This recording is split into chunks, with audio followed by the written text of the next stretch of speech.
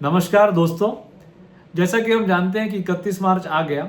और अब हमें इनकम टैक्स की जब हम प्लानिंग करते हैं तो हमें कुछ ऐसे प्रावधानों का ध्यान रखना चाहिए कि जिससे हमें भविष्य में किसी प्रकार की कोई बड़ी समस्या का सामना ना करना पड़े। तो सबसे पहला जो हमें विशिष्ट ध्यान रखना है कि हम जिन क्रेडिटर्स जिनसे कि हम लोग माल खरीदते हैं उनका पेमेंट करते समय वह जो परचेज या हम जो खर्चा उनसे सर्विसेज लेने का हमारे प्रॉफिट एंड लॉस में बुक करते हैं, यदि उसका पेमेंट यदि हमने समय पे नहीं किया जो section 43BH of the income tax act में बोला है, तो वह खर्चा या वह परचेज हमारे प्रॉफिट में से माइनस नहीं होगी। तो ये ना हो इसके लिए हमें क्या करना है, तो हमें 3-4 चीज़ों पे विशिष्ट ध्यान रखना होगा। पहली बात तो हमें देखना पड़ेगा कि जिन क्रेडिटर से हम माल खरीद रहे हैं वह MSME एक्ट के हिसाब से मैन्युफैक्चरर और सर्विस प्रोवाइडर की कैटेगरी में आते हैं क्या, और वह माइक्रो और स्मॉल एंटरप्राइजेस में कवर होते हैं क्या। तो माइक्रो और स्मॉल एंटरप्राइजेस की डेफिनेशन के लिए उन्होंने क्या बोला कि जिनसे हम माल खरीदते हैं उनका सालाना टर्नओवर 100 करोड़ रुपए से कम हो और प्लांट एंड मशीनरी में उनका इन्वेस्टमेंट 25 करोड़ रुपए से कम हो। यदि ये दोनों बातें या इसमें से कोई एक बात भी सेटिस्फाइड होती है और वह मैन्युफैक्चरर और सर्विस प्रोवाइडर उसके उद्योग आधार में उसका वर्गीकरण किया गया हो, तो उस व्यापारी से यदि हम माल खरीदते हैं तो उसका पेमेंट हमें MSME एक्ट की जो धारा 15, 16, 23 में दी हुई है उसके अनुसार ही पेमेंट करना है, अन्यथा वह खर्चा हमारे इनकम टैक्स के प्रॉफिट में से घटेगा नहीं। तो MSME में वह समय सीमा क्या दी हुई है, उन्होंने ऐसा बोला MSME एक्ट ने कि यदि आप किसी भी क्रेडिटर से माल खरीदते हैं तो उसका पेमेंट यदि आप लोगों की कोई समय सीमा तय है 70 दिन, 80 दिन, 100 दिन, आपने कोई भी समय सीमा तय की हो, यदि MSME एक्ट में वो कवर है तो उसका पेमेंट आपको 45 दिन में ही करना है। यदि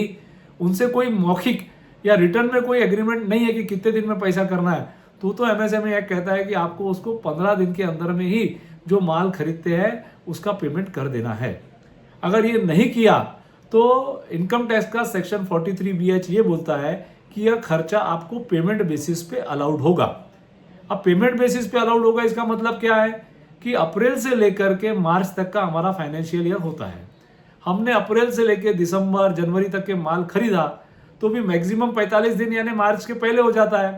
तो अप्रैल से लेकर दिसंबर तक की यदि हमने खरीदा और वह पेमेंट हमने 45 दिन से ज़्यादा लेट भी दिया, परंतु यदि वो पेमेंट हम 31 मार्च 2026 के पहले वह पेमेंट हम कर देंगे तो वह खर्चा और परचेज हमारा 2025-26 के प्रॉफिट एंड लॉस अकाउंट से घट जाएगा। भले ही आपने पैसा 45 दिन या 15 दिन की सीमा से ज़्यादा दिया, परंतु यदि आप ऐसा कोई माल खरीदते हैं और वह पेमेंट यदि मान लो 45 दिन से ज़्यादा देरी का होता है और साल भर में कभी भी खरीदा और मार्च के बाद यदि अप्रैल मई में देते हैं, तो वह खर्चा हमें 2025-26 के प्रॉफिट एंड लॉस अकाउंट से घटेगा नहीं। अब मुख्य प्रॉब्लम कहाँ आती है, यदि हमने 15 फरवरी से 31 मार्च के बीच में कोई माल खरीदे और उसकी 45 दिन की सीमा यदि मान लो अप्रैल तक के भी जाती है या मई तक के भी जाती है, 15 मई तक के भी, और हमने वह पैसा उस तारीख के पहले भी यदि पेड कर दिया और वो MSME एक्ट की जो पेमेंट टर्म्स है उसके अंदर आता है समय सीमा के अंदर, तो भी वो परचेज और खर्चा हमारा 2025-26 के प्रॉफिट एंड लॉस अकाउंट से घट जाएगा। उदाहरण के तौर पे यदि मैंने कोई माल 20 मार्च को खरीदा तो उसकी समय सीमा मेरी क्या होगी, 45 दिन की 5 मई तक होगी। और यदि वो मैं पैसा 3 या 4 मई तक के वो पैसा दे देता हूँ, तो भले ही मैंने मार्च में खरीदा और पेमेंट मई में दिया, तो भी वह प्रॉफिट एंड लॉस अकाउंट 2025-26 का बनेगा, वह परचेज मेरा 2025-26 से घट जाएगा। तो मुझे क्या विशिष्ट ध्यान रखना है कि यदि मेरा कोई भी पेमेंट मार्च के बाद जा रहा है, जिसका माल मैंने 2025-26 में खरीदा और वह पेमेंट मार्च के बाद जा रहा है, तो वह मेरा MSME एक्ट की जो डेफिनेशन में समय सीमा दिया है उस समय सीमा में यदि पेड नहीं होता है तो 2025-26 के प्रॉफिट एंड लॉस अकाउंट में से वह खर्चा और परचेज मेरा माइनस नहीं होगा। तो इसको आपने सरलता से, स्पष्टता से समझना चाहिए, क्योंकि इसका यदि नॉन कंप्लायंस होता है तो आपके जो चार्टर्ड अकाउंटेंट आपको ऑडिट करेंगे उन्हें आजकल revised guidance note on financial statements of non corporate assessee और टैक्स ऑडिट रिपोर्ट में इन विषयों पर एकदम ट्रांसपेरेंट स्पष्टीकरण के साथ इसकी रिपोर्टिंग करनी होती है। और यदि वे रिपोर्टिंग वैसी करेंगे तो आपके प्रॉफिट में से वह खर्चा घटेगा नहीं और अननेसेसरी आपको उस पर टैक्स भरना पड़ सकता है, जो कि आपने पैसा एक्चुअल में तो कमाया नहीं, क्योंकि परचेस किया तो परचेस से तो मेरी कमाई होती नहीं है, परंतु मेरा पेमेंट यदि लेट होता है तो उसकी वजह से मुझे अननेसेसरी का टैक्स भरना पड़ सकता है, जो मुझे इसका विशिष्ट ध्यान रखना चाहिए। एक और मुख्य बात आपको जो इस साल ध्यान रखनी है, यदि आप पार्टनरशिप फर्म में पार्टनर्स है तो इस साल से पार्टनर्स को जो इंटरेस्ट और रेम्यूनरेशन दिया जाएगा उस पर टीडीएस कटेगा। तो यदि आप लोग एडवांस टैक्स पहले भर चुके होंगे तो 2-3 दिन में भी एडवांस टैक्स की तारीख है। यदि आप ऑलरेडी ज़्यादा भर चुके हैं तो वो जो टीडीएस कटेगा उसको भी आपने कंसिडर करना चाहिए और नेट टैक्स की जो लायबिलिटी आती है उसके अनुसार आपने अपना एडवांस टैक्स भरना चाहिए। तीसरी मुख्य बात, जैसा कि अभी जानते हैं कि इराक और अमेरिका का युद्ध चल रहा है, उससे शेयर मार्केट भी काफ़ी नीचे है। तो आप लोगों ने ये भी एक प्लानिंग देख लेना चाहिए कि यदि पिछले जनवरी तक के, अप्रैल से लेकर जनवरी फरवरी तक जब तक युद्ध चालू नहीं हुआ था तब तक के यदि आपने कुछ profits long term capital gain या शॉर्ट टर्म कैपिटल गेन कमा के रखे हैं और अभी कुछ परिस्थिति ऐसी है कि क्रिप्टो में लॉस बुक किया जा सकता है और उस लॉस को यदि हम उस गेन से सेट ऑफ करें और मेरा कुछ टैक्स बचता है तो वापस से मैं भले 1-2 दिन बाद फिर से वो शेयर्स खरीद सकता हूँ। तो वो लॉस मेरा यदि बुक होता है और मेरा टैक्स बचता है, क्योंकि शॉर्ट टर्म कैपिटल गेन पे 20% टैक्स है ना। और यदि अभी कोई short term capital loss book हो रहा है तो उसका आप फायदा ले सकते हैं। यदि फ्यूचर एंड ऑप्शंस में यदि अभी आपको कुछ लॉसेस होने की परिस्थिति दिख रही है तो वह लॉसेस भी आपके कैपिटल गेन से माइनस हो सकते हैं। तो ऐसी कुछ plannings with in 4 corners of law यदि आप करते हैं तो आपकी टैक्स की भी बचत हो सकती है और आप उसको तरीके से प्लानिंग कर सकते हैं। और चौथी मुख्य बात जो मुझे बतानी थी कि हम लोग क्या होता है, व्यवसाय के साथ साथ कभी कभी हम काफ़ी सारी चैरिटेबल और रिलीजियस ट्रस्टों में कोई पदाधिकारियों के माध्यम से या ऐसी मेंबरों के माध्यम से भी जुड़े होते हैं। तो सन 2021 में ट्रस्टों के रजिस्ट्रेशंस के जो इनकम टैक्स एक्ट में प्रोविजंस में काफ़ी सारे चेंजेस आए थे। उसके तहत सन 2021 में जो एग्जिस्टिंग ट्रस्टें पहले थी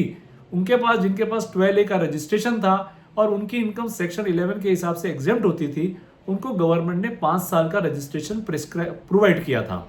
अब जो 5 साल का रजिस्ट्रेशन प्रोवाइड किया था 2021 से, वह सन 2026 यानी मार्च 2026 के पहले खत्म हो रहा है, यानी 31 मार्च 2026 को खत्म होने वाला है। तो जो 31 मार्च 2026 के पहले रजिस्ट्रेशन खत्म हुआ उसका री रजिस्ट्रेशन रिन्यूअल हमको 6 महीने पहले अप्लाई कर देना चाहिए था। अभी भी मेरे पास समय है, मैं 31 मार्च तक के उस ट्रस्ट का रजिस्ट्रेशन अप्लाई कर सकता हूं। अब आप सोचेंगे कि ये इतना कोई बड़ा विषय तो यानी बाद में भी किया तो क्या हो सकता है। अगर ये आप मार्च के बाद करते हैं तो आपको बहुत बड़ी समस्या का सामना करना पड़ सकता है। एक तो ये कि आपका सेक्शन 11 का एग्जेम्पशन विड्रॉ हो सकता है और चैरिटेबल ट्रस्ट में यदि आपके पास कोई इमूवेबल प्रॉपर्टीज या कोई और एसेट्स होंगे तो उस एसेट्स पे एफएमवी यानी एमएमआर, उसकी जो एफएमवी फेयर मार्केट वैल्यू है उस पे 34 से 35% का टैक्स आपको भरना पड़ सकता है और अननेसेसरी लीगल प्रॉब्लम्स या डिस्प्यूट्स में अपनी ट्रस्ट क्या है फंस सकती है।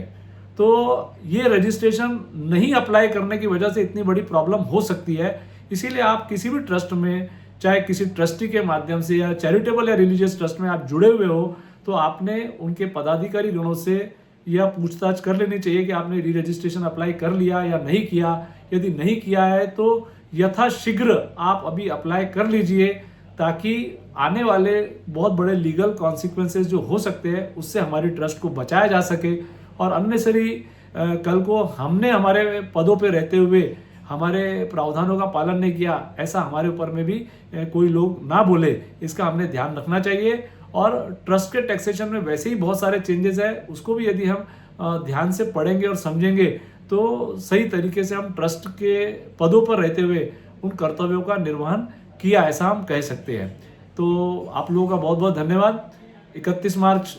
बिल्कुल सामने है, तो जो जो चीज़ें मैंने बताई और उसमें भी कुछ और विशेष लगता है तो आप लोगों ने ध्यान देकर उसको पूरा करें, ऐसी मैं उम्मीद और आशा करता हूँ। बहुत बहुत धन्यवाद।